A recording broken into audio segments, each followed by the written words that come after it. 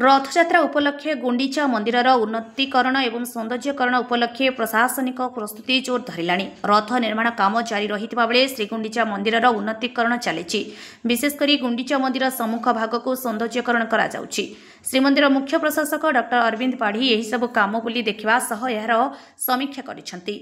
गुंडीचा मंदिर सिंहद्वार कड़े एक सूचना केन्द्र निर्माण करा जाउछि। सेहिपरि सम्मुख भाग पाचेरी रे खंडे लाइट पत्थर लगा जाउछि। मंदिर पाचेरी को लगाई बहु बड़ बड़ गछ रही से सब गछ मूल नूतन भाव पिंडी निर्माण होउछि। गछगुड़िकर जेपरि कोनोसी असुविधा न हेबो ताहाकु नजर रखी उच्च उच्च पिंडी करा जाउछि। एहा व्यतीत अन्यान्य काम सब बुली देखुथिले मुख्य प्रशासक।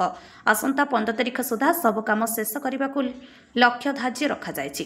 तेणु अधिक लोक लगाई काम शीघ्र शेष करने निर्माण दायित्व थिबा अधिकारी को निर्देश देथिले मुख्य प्रशासक श्री पाढ़ी।